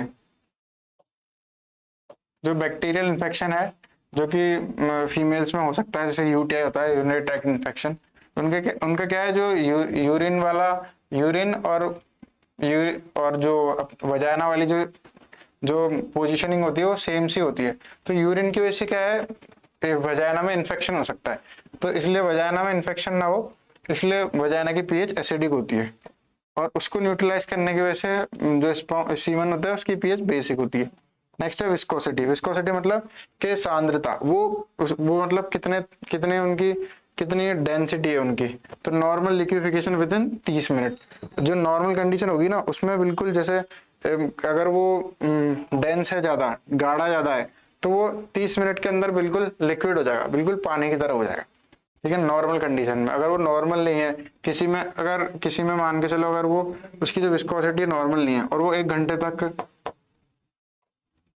लिक्विफाई नहीं हो रहा, 1 घंटे तक बिल्कुल पतला नहीं हो रहा, पानी की तरह नहीं हो रहा वो बिल्कुल, तो इस कंडीशन में क्या होगा जब वो वजाइना के अंदर जाएंगे ना तो फिर वो बाहर ही रह जाएगा। वो अंदर जो सीमेन है और जो स्पर्म सेल्स है वो अंदर तक नहीं जा पाएंगे, तो वो फर्टिलाइजेशन नहीं कर पाएंगे।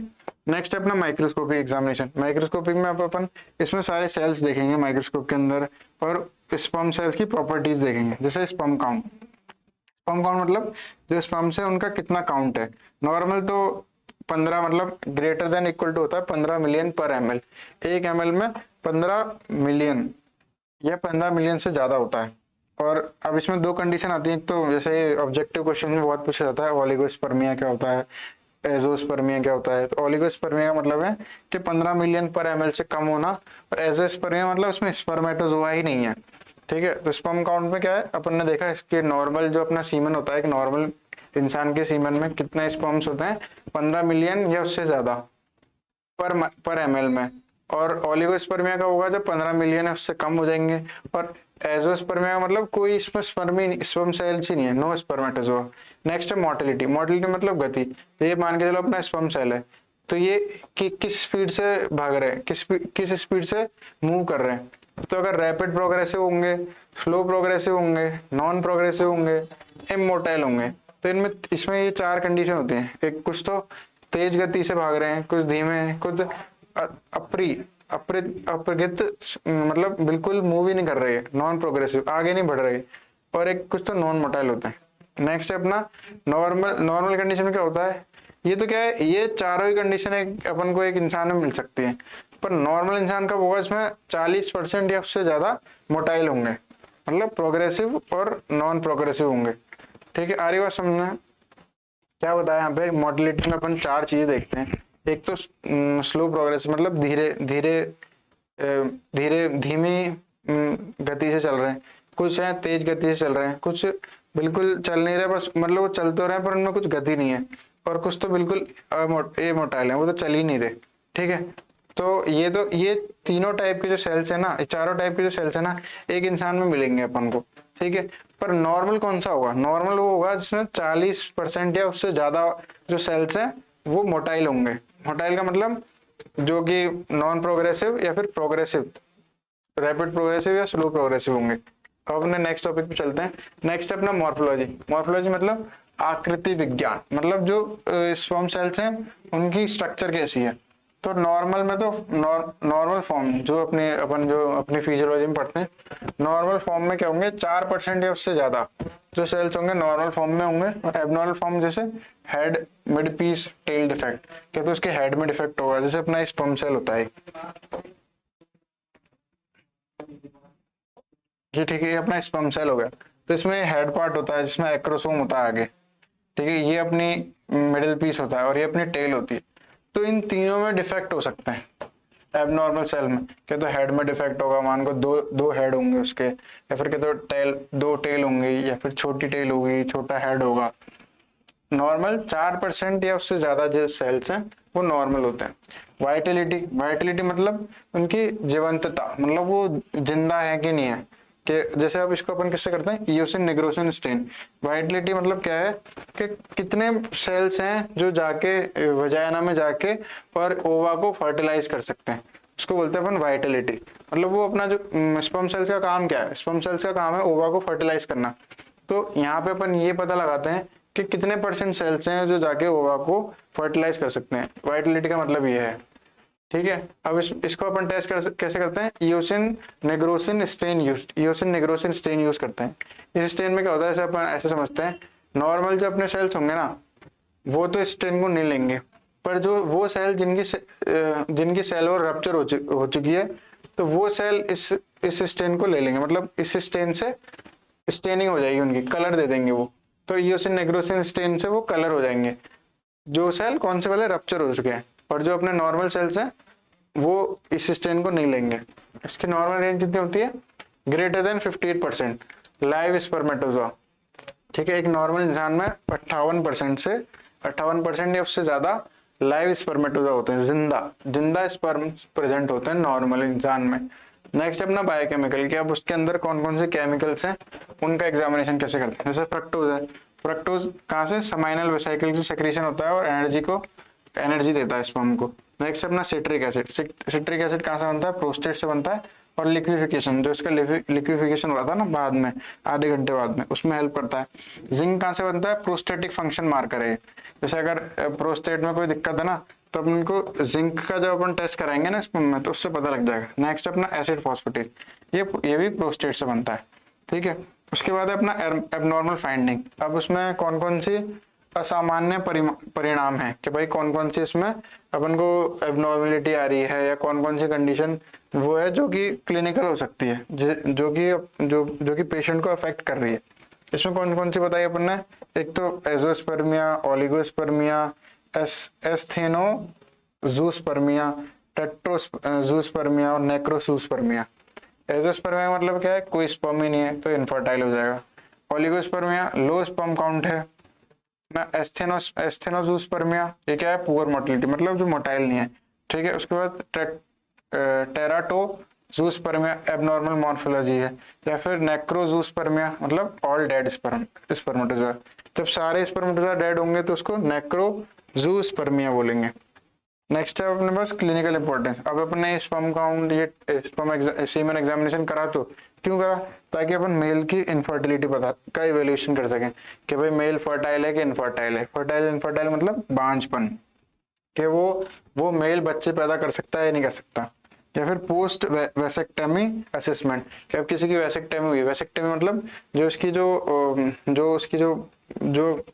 मतलब उसकी वेसेक्टमी हुई है, जो उसके वो होते हैं, मतलब उसकी जो वो होती हैं, उनको अपन मतलब उसको स्टेराइल बनाते हैं जो अपन मेल को, तो उसको उसकी असेसमेंट के लिए करते हैं अपन। नेक्स्ट है अपना हार्मोन या फिर टेस्टिकुलर डिसऑर्डर, कि किसी में स्पर्म काउंट और सब तो सही आ रहा है पर हार्मोनल डिसऑर्डर आ रहा है, उसकी वजह से जो सेल्स है वो मोटाइल नहीं हो पा रही। या फिर असिस्टेड रिप्रोडक्टिव टेक्निक, आर्ट्स या फिर आईवीएफ। अब किसी में अपन को पता लग गया भाई कि मेल स्टेराइल है, पर अब उसमें अपन आईवीएफ से उसके बच्चा पैदा कर रहे हैं, तो आईवीएफ में भी अपन उसके सारे स्पर्म सेल्स को काउंट करेंगे, फिर उसमें से कौन कौन से वायबल सेल हैं उनको सेपरेट करेंगे, फिर उनको ओवा से फ्यूज करके फिर उनको वापस मतलब जो फीमेल है उसके अंदर वो करेंगे, इम्प्रेग्नेट करेंगे, फिर वो फीमेल फिर उससे बच्चे पैदा होंगे। ठीक है, ये अपना ये सीमेन एनालिसिस हो गया, सीमेन का एग्जामिनेशन हो गया। अपन चलते हैं नेक्स्ट अपना। अब ये अपन कौन कौन से अपने फ्लूइड्स पढ़ लिए, यूरिन पढ़ लिया, सीएसएफ पढ़ लिया और अपन ने सीमेन पढ़ लिया। अब इन तीनों के अलावा और भी जो अदर बॉडी फ्लूइड्स होते हैं उनको अपन अलग कैटेगरी में पढ़ते हैं, ठीक है ना। Examination of other body fluid, अब इसमें अपन कौन कौन से हो सकते हैं। एक तो हो सकता है अपना पेरिकार्डियल फ्लूइड, पेरिकार्डियल हो सकता है, पेरिटोनियल हो सकता है, साइनोवियल हो सकता है, साइनोवियल फ्लूइड हो सकता है, और कौन सा हो सकता है, पेरिकार्ड और प्लूरल।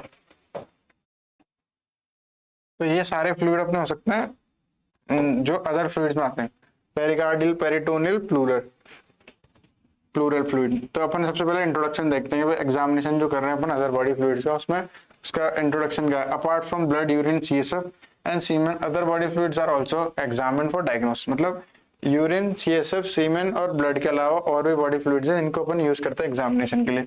कौन कौन से, pleural fluid, peritoneal fluid, synovial fluid और पेरिकार्डियल फ्लूइड। प्लूरल फ्लूइड भी यूज कर सकते हैं अपन, पेरिटोनियल फ्लूइड को उसको असाइटिक फ्लूइड भी बोल सकते हैं। जो कि प्लूरल फ्लूइड का होता है जो लंग्स के बीच में प्रेजेंट होता है, जो प्लूरा कैविटी होती है ना, जैसे अपना लंग है तो इसके अराउंड एक कैविटी होती है प्लूरल कैविटी, तो उसमें जो फ्लूइड प्रेजेंट होता है प्लूरल फ्लूइड। उसके बाद है पेरिटोनियल फ्लूइड जो एब्डोमिनल कैविटी में प्रेजेंट होता है। साइनोवियल फ्लूइड का होता है जैसे अपनी बोन है, ये अपनी बोन है, तो इसके ये जॉइंट है, तो इसके बीच में जो फ्लूइड प्रेजेंट होता है वो होता है साइनोवियल फ्लूइड। नेक्स्ट है अपना पेरिकार्डियल फ्लूइड, जो अपना हार्ट है, हार्ट के अराउंड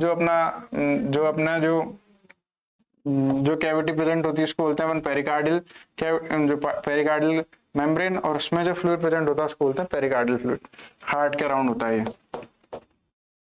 किसके अराउंड बताया अपन ने, ये जॉइंट्स के बीच में। ये था अपना एब्डोमिनल कैविटी में, और ये अपना लंग्स में। सबसे पहले अपन पढ़ेंगे प्लूरल द्रव। कलेक्शन कैसे करते हैं इसका। अब जैसे अपन ये पढ़ रहे हैं ना, तो जितने भी ऐसे कैविटीज में अपन कलेक्शन करते हैं ना, तो इनको बोलते हैं सेंटेसिस। ठीक है, सेंटेसिस। तो अपन प्लूरल कैविटी कहाँ से लेते हैं, अपन लेते हैं थोरैक्स से, तो इसको बोलते हैं थोरासेंटेसिस। ठीक है, और साइड कौन सी होती है, प्लूरल कैविटी। जो अपनी जो लंग्स के अराउंड जो कैविटी होती है उसको बोलते हैं प्लूरल कैविटी। नेक्स्ट एग्जामिनेशन कैसे करेंगे इसका, वही फिजिकल, केमिकल, माइक्रोस्कोपिक और माइक्रोबायोलॉजी। फिजिकल में इसका कलर देखेंगे, अपीयरेंस देखेंगे, इसकी टर्बिडिटी देखेंगे। केमिकल में इसके अंदर प्रोटीन, ग्लूकोज और एल्डिहाइड्स देखेंगे। माइक्रोस्कोपिक में इसके अंदर सेल्स कौन से, जैसे न्यूट्रोफिल है, लिम्फोसाइट है, मैलिग्नेंट सेल्स हैं, इनको देखेंगे। और माइक्रोबायोलॉजी में अपन इसके ग्राम स्टेन, एफबीए कल्चर करेंगे। ये सारा मतलब ये चारों ही पैटर्न यूज करते हैं अपन जितने भी टेस्ट करते हैं अपन। तो अब अगर आप ये एक बार ये पैटर्न याद कर लो ना, तो आप सारे क्वेश्चन को सॉल्व कर सकते हो। जैसे यूरिन है, सीएसएफ है, सीमेन है, और ये जितने भी फ्लूइड है इन सबके क्वेश्चंस को। नेक्स्ट अपना क्लिनिकल यूज। क्लिनिकल यूज किसके लिए आता है? प्लूरल फ्लूइड है उसको अपन क्यों कर रहे हैं? इसको इसलिए कर रहे हैं अपन डिफरेंशिएट करने के लिए between transudate and exudate, transudate और एक्सुडेट के बीच में डिफरेंशिएट करने के लिए, टीबी, निमोनिया, मैलिग्नेंसी डिटेक्शन के लिए। तो जैसे टीबी है, ट्यूबरकुलोसिस का इन्फेक्शन है, या फिर निमोनिया का इन्फेक्शन है, जैसे स्ट्रेप्टोकोकस निमोनिया करता है, उसके इन्फेक्शन को देखने के लिए। अब वो कैसे देखेंगे अपन? ग्राम स्टेन करके, ठीक है। जो निमोनिया का इन्फेक्शन, अगर अपन टीबी को देखनी है तो एएफबी करके देख लेंगे। मैलिग्नेंसी देखनी है तो अपन जो अपना माइक्रोस्कोपिक एग्जामिनेशन उसके अंदर देख लेंगे। तो मान लो जो अपना लंग्स का लिम्फोमा हो गया, ठीक है ना, तो लंग्स का लिम्फोमा देखने के लिए लिम्फोसाइट्स की सेल बहुत बड़ी आएगी, ठीक है। उसमें हाई एनसी रेशियो आएगा। हाई एनसी रेशियो में मतलब जो न्यूक्लियर टू साइटोप्लाज्मिक रेशियो है उसमें बहुत सारे चेंजेस आएंगे। नेक्स्ट अपना ये अपना कौन सी बोली? प्लूरल फ्लूइड, ठीक है। अब नेक्स्ट है अपना पेरिटोनियल फ्लूइड। पेरिटोनियल फ्लूइड को और क्या बोलते हैं? अपन बोलते हैं एसाइटिक फ्लूइड। पेरिटोनियल फ्लूइड को और क्या बोलते हैं? Asiatic fluid. ये क्या होता है? जो अपनी पेरिटोनियल कैविटी या फिर एब्डोमिनल कैविटी, जो अपने स्टमक, लिवर, किडनी और ये वाले जो ऑर्गन्स को, ब्लैडर, ये वाले जो ऑर्गन्स को कवर करके रखती है ना जो कैविटी, उसको बोलते हैं अपन एब्डोमिनल कैविटी या फिर पेरिटोनियल कैविटी। और उस कैविटी, जैसे कैविटी है उसमें 2 लेयर है, इन 2 लेयरों के बीच में जो फ्लूइड भरा होता है उसको बोलते हैं अपन प्लूरल फ्लूइड। कलेक्शन कैसे करते हैं इसका? वही पैरासेंटिसिस, मैंने बताया ना उसमें थोरासेंटिसिस था। अब ये पेरिटोनियल फ्लूइड है या फिर पेरिटोनियल कैविटी में इसको बोलेंगे अपन पैरासेंटिसिस। सेंटिस का मतलब है एस्पायरेट करना, कोई नीडल इंजेक्ट करके और फिर एस्पायरेट करना। साइड कौन सी है? Peritoneal cavity. एग्जामिनेशन वही अपन ने जिसमें पढ़े कि फिजिकल करते हैं, केमिकल, माइक्रोस्कोपिक, माइक्रोबायोलॉजिकल। फिजिकल में स्ट्रॉ कलर का दिखेगा, स्ट्रॉ कलर मतलब लाइट ऐसे येलो कलर बोल सकते हैं स्ट्रॉ कलर। ब्लडी इन मैलिग्नेंसी, जब भी कैंसर होगा, कैंसर वाली कंडीशन में क्या होगा? ब्लडी। ब्लडी मतलब खून, जो रेड रेड कलर का खून जैसा दिखेगा। नेक्स्ट है केमिकल एग्जामिनेशन, प्रोटीन, एल्ब्यूमिन और सागा। साग मतलब क्या है? Serum acidic albumin gradient. ये मतलब एक टाइप का टेस्ट है जो भी यूज करता है अपन साग, इसको बोलते हैं SAAG, serum ascites albumin gradient. Chemical में प्रोटीन और एल्ब्यूमिन देखना। माइक्रोस्कोप में WBC, RBC और मैलिग्नेंट सेल। माइक्रोस्कोप के अंदर यही सारी सेल्स देखते हैं। और माइक्रोबायोलॉजी के अंदर वही कल्चर करेंगे अगर बैक्टीरियल पेरिटोनाइटिस है। और जो अपना जो पेरिटोनियल फ्लूइड है इसको अपन वही ग्राम स्टेन, स्मीयर बना के ग्राम स्टेन कर सकते हैं, AFB स्टेन कर सकते हैं। क्लिनिकल यूज क्या है? सिरोसिस। सिरोसिस किसका होता है? लिवर का। तो लिवर में सिरोसिस हो गया तो जो लिवर के जो सेल्स हैं, जो भी हेपेटोसाइट्स हैं, वो दिख जाएंगे अपन को पेरिटोनियल कैविटी में। तो सिरोसिस में ट्यूबरकुलोसिस या फिर लिवर की ट्यूबरकुलोसिस हो गई, या फिर मैलिग्नेंसी हो गई लिवर में, या फिर किडनी में कोई जो कैंसर हो गया, तो उसमें भी क्या है, जो कैंसरस सेल्स हैं, मैलिग्नेंट सेल्स हैं, वो अपन को पेरिटोनियल फ्लूइड में देखेंगे। उसके बाद है साइनोवियल फ्लूइड। साइनोवियल फ्लूइड मैंने आपको भी समझाया था, ये कहाँ प्रेजेंट होता है? ये प्रेजेंट होता है बोन्स के बीच में, जो अपना साइनोवियल जॉइंट होता है उसमें प्रेजेंट होता है। इसको किससे करते हैं? अब आर्थो का मतलब क्या होता है? जॉइंट्स। आर्थो, ARTHO, आर्थो का मतलब होता है जॉइंट्स। तो मैंने बताया था ना आपको उसमें सेंटिस लगाना है, तो आर्थो सेंटिस मतलब जॉइंट्स में से फ्लूइड को एस्पायरेट करना। और साइड क्या होगी? Knee joint. Most common side क्या होती है? Knee joint. जो अपना घुटने वाला जो जॉइंट होता है ना, बॉल एंड सॉकेट जॉइंट होता है, उसमें से अपन साइनोवियल फ्लूइड को एस्पायरेट करते हैं। फिर वही physical examination. Physical examination colour कैसा होता है इसका? Pale yellow. नॉर्मल होता है और टर्बिड हो जाता है इन्फेक्शन। जब भी इन्फेक्शन होता है, मैंने प्रीवियस में बता दिया कि टर्बिड कंडीशन में, इन्फेक्शन की कंडीशन में टर्बिड हो जाएगा। विस्कोसिटी हाई होती है नॉर्मल में और लो होती है आर्थराइटिस। आर्थराइटिस में जो भी, क्योंकि इसका काम क्या है? विस्कोसिटी ज्यादा होगी तभी तो ये दो जॉइंट्स के बीच में फ्रिक्शन को कम करने का काम है ना, किसका? साइनोवियल जॉइंट का या साइनोवियल फ्लूइड का।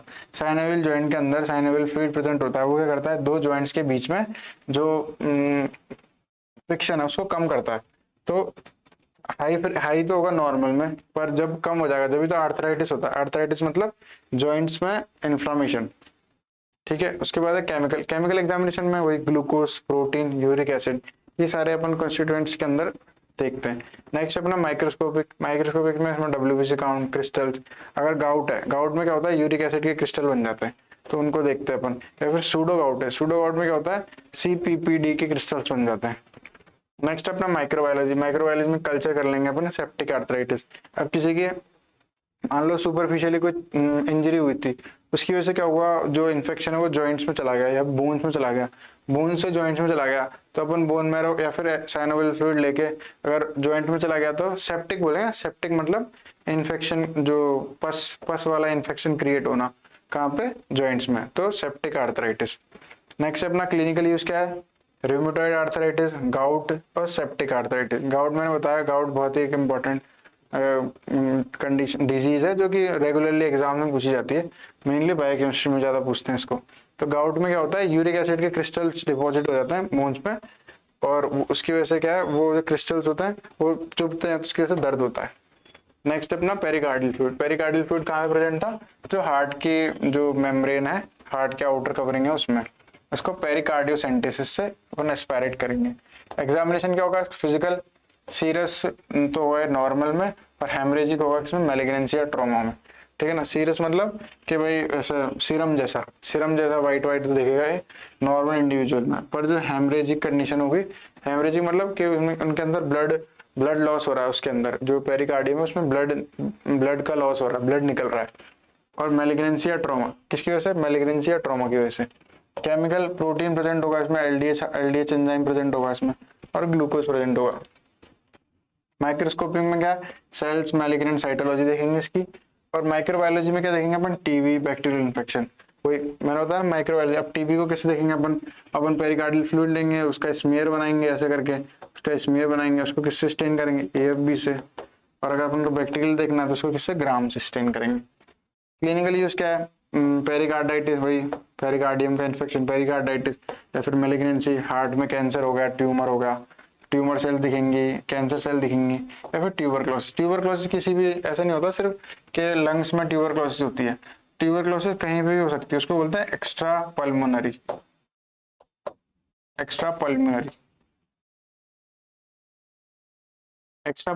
ट्यूबरक्लोसिस बोलते हैं। मतलब लंग्स के अलावा ट्यूबरक्लोसिस हर एक ऑर्गन में, हर एक टिश्यू में हो सकती है, जैसे हार्ट में, किडनी में, लिवर में, ब्रेन में, कहीं पे भी हो सकती है ट्यूबरक्लोसिस। अगर कोई मतलब आप हर एक के क्लिनिकल यूज में टीबी लिख सकते हो।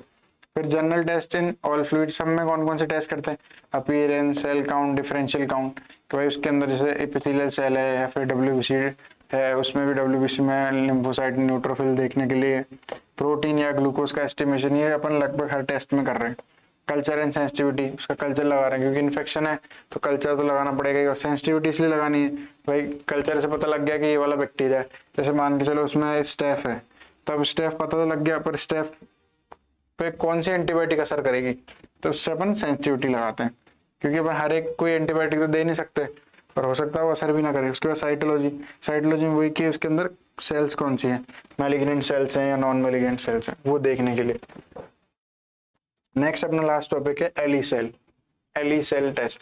ये भी बहुत इंपॉर्टेंट टॉपिक है, मतलब कंटिन्यूसली एग्जाम में पूछा जाता है। एली सेल में क्या होता है, L E cell lupus erythematosus cells. L E की फुल फॉर्म क्या होती है, लूपस एरिथ्मेटस सेल। अब इसको ऐसे समझे अपन, ये होते क्या है, न्यूट्रोफिल या फिर मोनोसाइट होते हैं।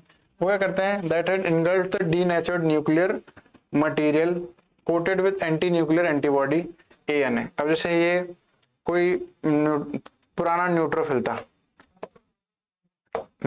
था ये, ठीक है ना, इसका जो डीनेचरेशन हो गया, मतलब ये मर गया, और इसका ये मान लो इसकी डेथ हो गई। इस पे एक एंटीबॉडी प्रेजेंट है, कौन सी, एंटी न्यूक्लियर। अभी एंटीबॉडी क्यों प्रेजेंट है, एंटीबॉडी इसलिए प्रेजेंट है ताकि इसको बॉडी से हटाने के लिए। लेकिन अभी न्यूट्रोफिल मर तो गया, पर इसको बॉडी से कैसे हटाएंगे, तो इसको बॉडी से हटाने के लिए अपनी बॉडी इसके ऊपर एक ANA एंटी न्यूक्लियर एंटीबॉडी इसके ऊपर अटैच कर देती है। अब इस एंटी न्यूक्लियर एंटीबॉडी वाली सेल्स को एक दूसरा न्यूट्रोफिल आएगा जो कि लाइव न्यूट्रोफिल है, जो कि फंक्शनिंग न्यूट्रोफिल है, वो क्या करेगा, इसको इंगल्फ कर लेगा, और इस पूरे सिस्टम को अपन क्या बोलेंगे, एली बॉडी, ठीक है ना, एली बॉडी या फिर एली सेल। क्या समझ में आया। और ये जो आया ना, इसको खाने के लिए, इंगल्फ करने के लिए, ये न्यूट्रोफिल भी हो सकता है, मोनोसाइट भी हो सकता है। मैं एक बार और ब्रीफ समझा देता हूँ नॉर्मली ब्रीफ में। जैसे अपना कोई ये न्यूट्रोफिल था, पुराना न्यूट्रोफिल है, ठीक है, इसका कुछ न्यूक्लियस है, अभी न्यूट्रोफिल मर गया, इसकी सेल बस्ट होगी, इसका ये न्यूक्लियस प्रेजेंट है। अब इसके जो न्यूक्लियस है, इसको बॉडी को अपने उससे सिस्टम से हटाना है, तो बॉडी क्या करेगी, इस पर ANA को अटैच कर देगी, ठीक है, एंटी न्यूक्लियर एंटीबॉडी को अटैच कर देगी।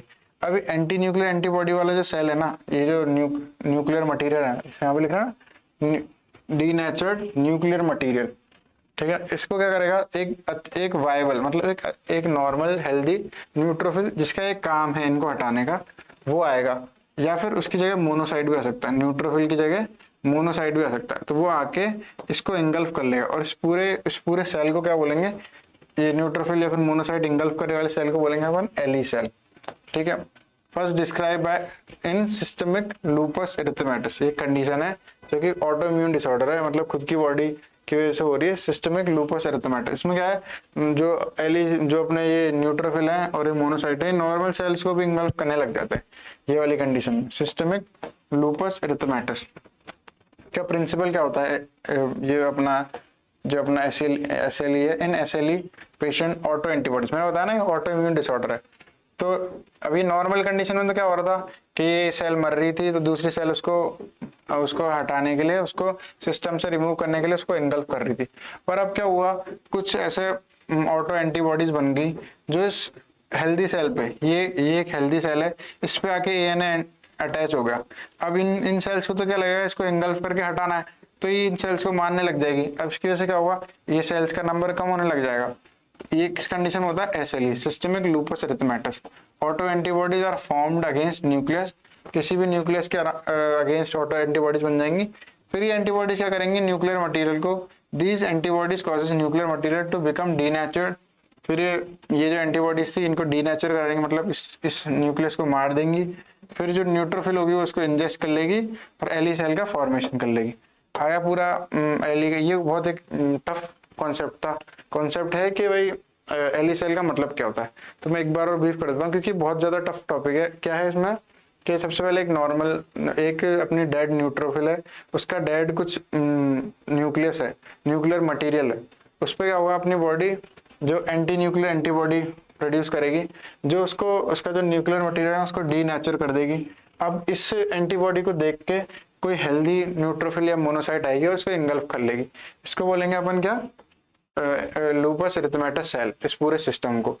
अब ये तो ठीक है, नॉर्मल कंडीशन हो गया, पर जो एसएलई होता है, सिस्टमिक लूपस एरिथेमेटस, जो बीमारी होती है, उसमें क्या होता है, बॉडी ऐसी खुद से एंटीबॉडी बनाने लग जाती है जो कि नॉर्मल हेल्दी सेल्स की न्यूक्लियस पे भी अटैच हो जाती हैं, और फिर जो दूसरी जो सेकेंडरी जो न्यूट्रोफिल है वो हेल्दी सेल्स को इंगल्फ करके मारने लग जाती हैं। ठीक है, उसका प्रोसीजर देखेंगे। सबसे पहले फ्रेश वीनस ब्लड लेंगे अपन मिक्स्ड विथ एंटीकोगुलेंट। स्टेप्स क्या होंगे, ऐड करेंगे ब्लड एंड एंटीकोगुलेंट को, ये पेरेंट वाला जो ब्लड ले रहे हैं उसका एग्जांपल। उसके बाद शेक करेंगे vigorously to damage WBC nuclei. उसको अपन शेक करेंगे विग्रेसली, बहुत ही जो मतलब विग्रेसली बहुत ही जोर जोर से उसको अपन शेक करेंगे ब्लड को। उससे क्या होगा, डब्ल्यूबीसी रप्चर होंगी और उनका जो न्यूक्लियाई है ना वो भी रप्चर हो जाएगा। फिर इसको 37 डिग्री सेल्सियस पे, अब सारी डब्ल्यूबीसी रप्चर नहीं होंगी, ऐसे समझना। जैसे अपनी ट्यूब थी, इसमें अपना ब्लड भरा हुआ है, ठीक है, अब इसको अपन ने बहुत जोर जोर से शेक किया।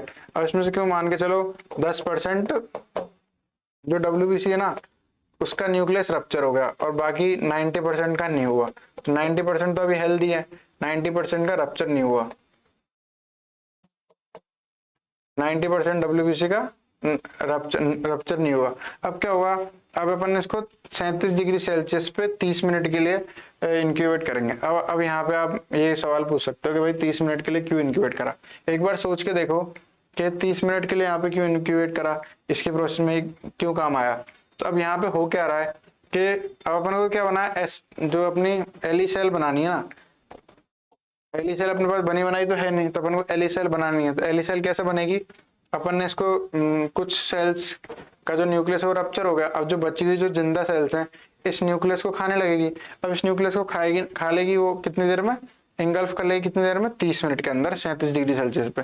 अब फिर अपन क्या करेंगे, इसको सेंट्रीफ्यूज करेंगे। सेंट्रीफ्यूज करके अब सारी डब्ल्यूबीसी कहाँ पे इकट्ठी हो जाती है बफी कोट में। फिर बफी कोट का क्या करेंगे अपन, एक स्लाइड बनाएंगे इस बफी कोट की। ठीक है, समझ में तो आ रहा है ना, बफी कोट की स्लाइड स्मेयर बनाएंगे, फिर उस स्मेयर को लीशमान स्टेन से या फिर राइट स्टेन से स्टेन करेंगे। फिर स्टेन करने के बाद उसको माइक्रोस्कोप में देख लेंगे।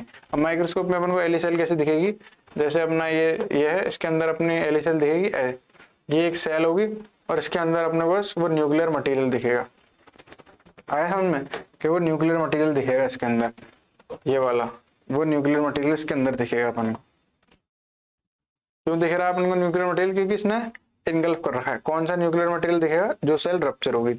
एक बार अपन इसका स्टेप देख लेते हैं, क्योंकि सबसे टफ जो टेस्ट है ना अपनी पूरी क्लिनिकल में वो एली सेल है, क्योंकि इसका कॉन्सेप्ट समझ ही नहीं आता। सबसे पहले अपन ने क्या करा, ब्लड को विग्रेसली शेक करा, उसकी वजह से क्या हुआ, ब्लड जो अपने न्यूट्रोफिल है उस जो उसकी सेल्स रप्चर हुई, रप्चर होने की वजह से उसके जो न्यूक्लियस है वो रप्चर हुआ, और वो रप्चर वाला जो न्यूक्लियस है उसको दूसरे हेल्दी वाले ने इनगल्फ कर लिया। अब हेल्दी वाले ने इनगल्फ कर लिया, फिर अपन ने उन्हीं इनगल्फ वाली सेल्स की एक स्मेयर बना लिया, उसको स्टेन कर लिया। स्टेनिंग में अपन को वो जो हेल्दी वाला सेल दिख जाएगा, मतलब उसका न्यूक्लियस दिख जाएगा, और जो उसने इंगल्फ करा है, इंगल्फ वाला मैं दूसरे कलर से बना रहा हूँ, वो दिख जाएगा। दोनों डिफरेंट कलर से दिख जाएंगे अपन को, ठीक है। और अपने ऑब्जर्वेशन क्या होगी, ऑब्जर्वेशन देख लेते हैं। LE cell neutrophil containing a large homogeneous round purple stain body. मैंने बताया आपको, जैसे मान के चलो ये अपनी न्यूट्रोफिल मैं व्हाइट से बना रहा हूँ, ठीक है। इसके अंदर इसका खुद का तो न्यूक्लियस होगा, जो होगा बायलोब्ड है मान के चलो, ये इसका खुद का तो न्यूक्लियस होगा, पर इसमें एक राउंड क्या होगा, round large homogeneous purple stain, एक ही कलर का पर्पल स्टेन का एक बॉडी दिखेगी, जो कि दूसरे न्यूट्रोफिल का न्यूक्लियर मटेरियल होगा। This is called L E body, क्योंकि हेमाटोक्सिलिन, इसको हेमाटोक्सिलिन बॉडी भी बोलते हैं। क्लिनिकल सिग्निफिकेंस क्या है, किस किस में एली टेस्ट पॉजिटिव होता है? ये होता है सिस्टेमिक लूपस एरिथमेटस में मोस्ट कॉमनली, और समटाइम्स रूमेटॉइड आर्थराइटिस में भी, या स्क्लेरोडर्मा और डर्मेटोफाइटोसिस में ये अपना जो एली सेल टेस्ट है पॉजिटिव होता है। नेगेटिव होता है सभी नॉर्मल इंडिविजुअल्स में ये जो टेस्ट होता है नेगेटिव होता है। तो यहाँ पे अपने सारे क्लिनिकल पैथो के टॉपिक्स कंप्लीट होते हैं। Please do like, share and subscribe. Thank you so much.